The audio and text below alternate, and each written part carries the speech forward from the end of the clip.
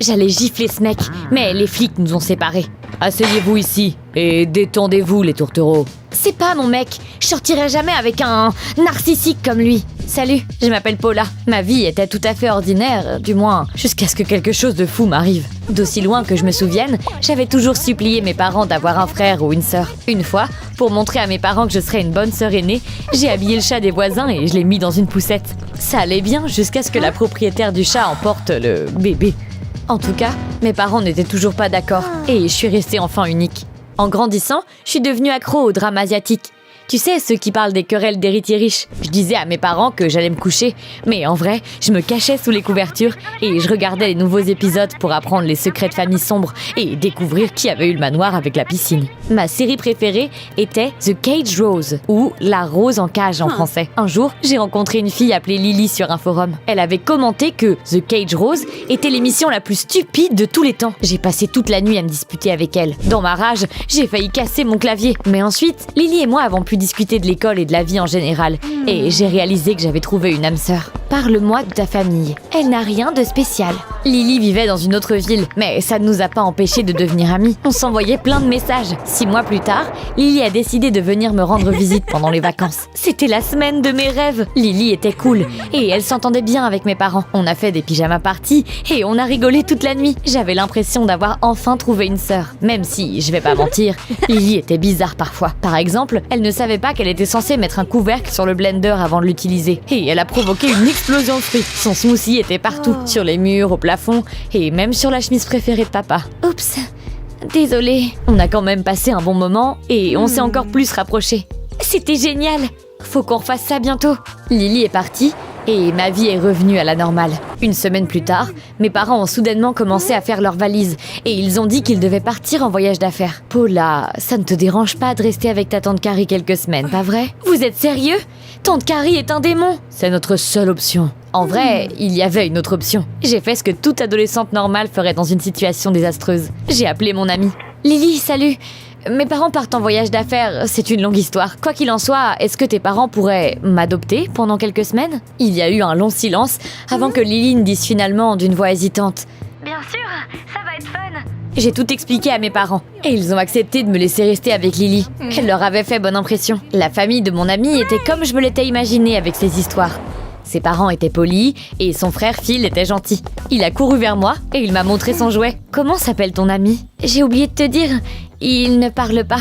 Oh, c'est triste. J'ai laissé mes affaires dans la chambre de mon ami et on est descendu dîner. Tout le monde s'est assis à la table et les choses sont devenues bizarres. Pour une raison quelconque, les parents de Lily n'utilisaient pas leur prénom lorsqu'ils s'adressaient à leurs enfants, ou l'un à l'autre. C'était toujours chérie ou chaton. Bébé, passe-moi la salade s'il te plaît. Ma chérie, tu peux me passer le jus? J'ai trouvé ça un peu bizarre et j'ai décidé d'alléger l'ambiance avec une blague. Si on était des oiseaux, on serait des faucons ou des hiboux? Personne n'a répondu. Je me sentais bête et Lily a souri d'un air penaud. Mes parents ont suivi un cours de psychologie. On leur a appris que s'appeler par son nom, c'est has-been. C'est mieux de s'appeler par de petits noms. D'accord, votre maison, vos règles. J'ai haussé les épaules et je me suis dit qu'au moins ils ne s'adressaient pas l'un à l'autre avec des chiffres. Malgré tout, j'ai adoré rester avec la famille de Lily. On a fait des soirées cinéma popcorn, on est allé pique-niquer en famille et on a pris plein de selfies idiots ensemble. Phil était très mignon. J'aimais la façon douce dont il prenait ses parents dans ses bras, tendait un livre à Lily pour qu'elle lui lise au coucher ou me serrait dans ses bras avec un sourire confiant. Oh, un nouvel épisode de The Cage Rose est sorti. Tu veux le regarder avec moi? Tu sais que je pense que c'est vraiment nul. Lily a tiré la couverture sur sa tête et elle s'est endormie, ou du moins elle a fait semblant. Le lendemain matin, j'ai vu Phil dessiner quelque chose. Je me suis approchée et mon cœur s'est serré. Dans son dessin, 2 monstres tenaient les mains de Phil. J'ai vu papa et maman écrit d'une écriture enfantine maladroite à côté. Mais les parents de Lily et Phil étaient si gentils. Pourquoi ils les voyaient comme des monstres? Je me suis juste dit que c'était un enfant avec une imagination débridée. Lily et moi n'avions rien de prévu pour la soirée et j'ai suggéré qu'elle me présente à ses amis. Paula, tu es ma seule amie. J'avais l'habitude que Lily fasse des blagues ou qu'elle déclenche des apocalypses de fruits dans la cuisine, mais maintenant, elle avait l'air si seule. Je voulais lui remonter le moral, alors je suis allée dans un café pour lui acheter son dessert préféré. À mon grand choc, j'ai vu le père de Lily. Il dînait avec une femme et une petite fille qu'il appelait papa. C'était quoi tout ça? La famille de Lily était tellement bizarre. Je ne savais pas si j'avais bien compris ce qui se passait et si je devais en parler à mon ami. Le lendemain, j'y pensais encore quand Lily et moi faisions la queue pour le café. Puis, une voiture chère s'est arrêtée à l'étal de café et un gars en est sorti. Il était beau, 1 an ou 2 de plus que nous. Il a écarté tout le monde comme s'il était le roi du monde et il a acheté du café. Imbécile! Le gars s'est retourné et a regardé Lily en ricanant. Et puis, il a versé son café sur elle. C'est encore mieux que de le boire. Ça a fait bouillir mon sang. Comme si j'avais été possédée par un boxeur démoniaque, j'ai frappé cette ordure à la poitrine aussi fort que possible. Ouf! T'as un gilet pare-balles ou quoi? Mieux. J'ai des abdos d'acier, bébé. Qui c'est que t'appelles bébé? J'ai attrapé une tasse avec de la limonade d'un client au hasard et je l'ai jetée sur ce con. Mais ce salaud s'est vite baissé et la tasse a heurté une voiture de police garée à proximité. Officier, tout est de sa faute. C'est une tarée, arrêtez-la. Le flic n'a pas essayé d'aller au fond des choses et il nous a emmenés tous les deux au poste de police. Il a décidé qu'on était un couple qui était allé trop loin en s'engueulant. Je ne sortirai pas avec un narcissique comme lui. Pendant que j'étais seule dans ma cellule, j'ai eu beaucoup de temps pour réfléchir. J'ai décidé de dire à Lily ce que j'avais vu au café.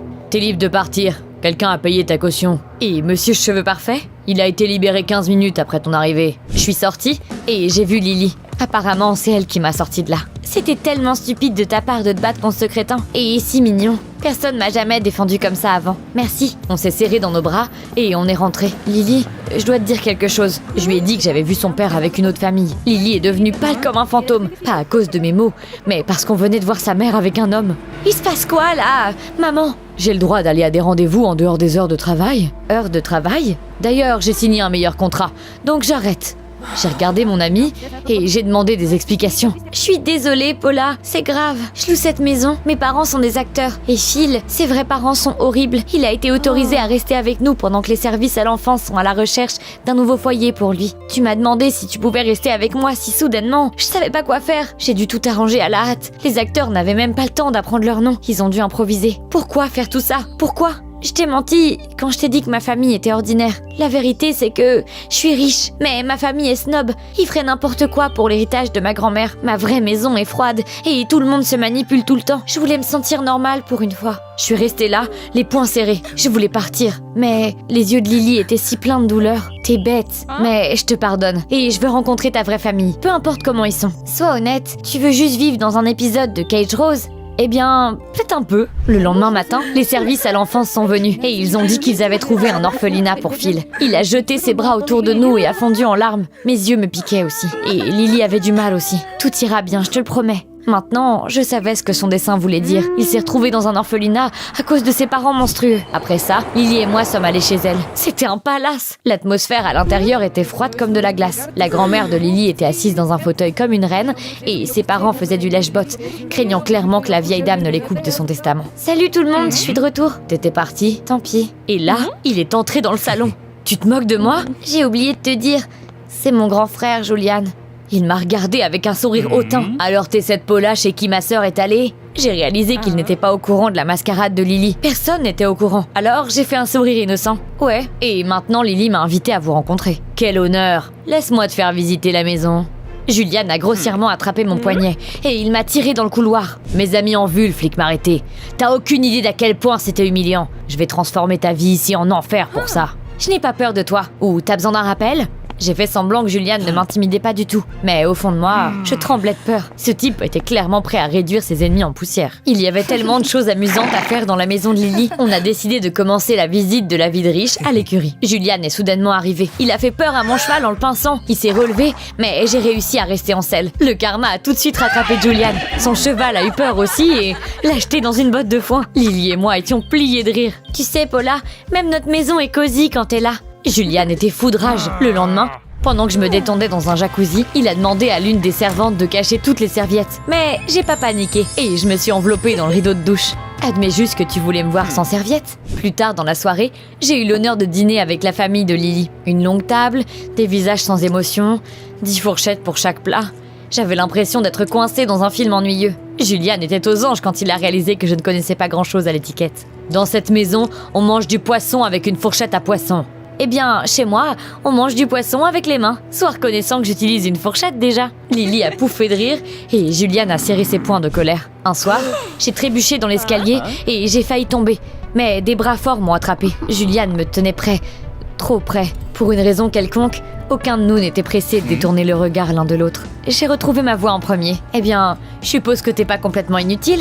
Bizarrement, il ne s'est pas fâché.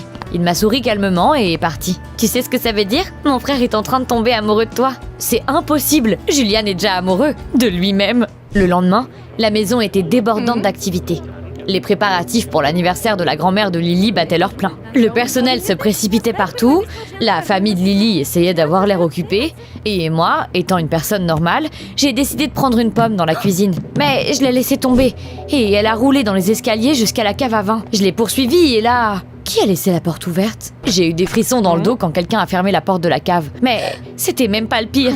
Juliane était là avec moi. On a frappé la porte jusqu'à ce qu'on ait plus de force, puis on s'est assis sur les marches. Et s'il y a des souris ici? Les souris n'attaquent pas les riches. Ils te mangeront avant. T'es con. Chill, j'ai un plan B. Il a pris son téléphone, mais il a froncé les sourcils quand il a réalisé qu'il n'y avait pas de réseau. Mince, j'aurais pas le temps de récupérer le cadeau pour grand-mère. Détends-toi, tout ce qu'on peut faire c'est attendre. Il faisait froid dans la cave et j'ai commencé à frissonner. Julien l'a remarqué et il s'est rapproché. Nos épaules se sont touchées et j'ai senti à quel point il était chaud. J'ai aussi senti que Julian était en train de perdre son masque. Paula, tu n'as aucune idée de ce que c'est de faire partie de cette famille. Je dois être à la hauteur des attentes tout le temps. J'en ai tellement marre de jouer le fils parfait. Être imparfait peut être bon aussi. Lily s'est créée une fausse famille à cause de l'atmosphère ici. Oups, j'aurais pas dû dire ça. Oh, je vais garder le secret de ma sœur. Tu sais, t'as un truc. La façon dont tu te défends toujours est chiante, mais aussi très admirable. T'as peut-être raison, je devrais pas me soucier de ce que ma famille pense. On s'est assis encore plus près après ça. J'ai eu l'impression que le temps s'est arrêté. C'était juste nous deux et notre rapprochement étrange. À ce moment-là, la porte s'est ouverte. Juliane et moi nous sommes séparés comme si on avait été surpris en train de braquer une banque. Qu'est-ce que vous faites là?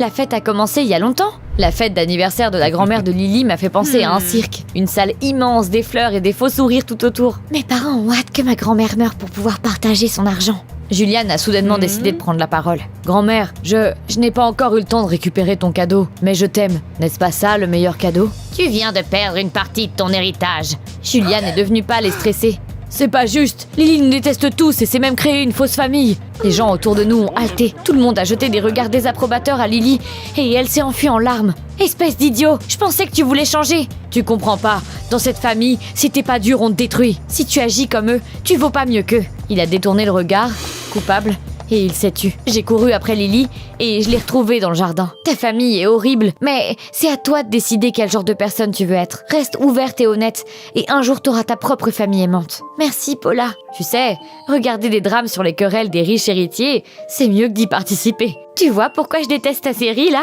Je suis rentrée à la maison. Mes parents avaient l'air contrariés après leur voyage d'affaires, et ils m'ont enfin dit la vérité. En fait, on était dans une clinique. On a essayé d'avoir un autre enfant, mais ça n'a pas marché. On a toujours voulu te donner un frère ou une sœur, mais on n'a pas réussi. Ça m'a choquée. Mais là, j'ai eu une idée. Je connais un garçon qui a vraiment besoin d'une famille. Ils ont hésité pendant longtemps, mais ils ont finalement décidé d'aller jusqu'au bout. C'est comme ça que Phil est devenu mon frère. Lily et moi restons en contact. Elle a déjà un plan. Dès qu'elle sera majeure, elle déménagera et s'éloignera de sa famille. Un jour, un livreur m'a apporté une petite boîte. Il y avait une fourchette à poisson argentée dedans. J'ai souri parce que je savais qu'il m'avait envoyé ça. Peut-être qu'un jour, on se reverra.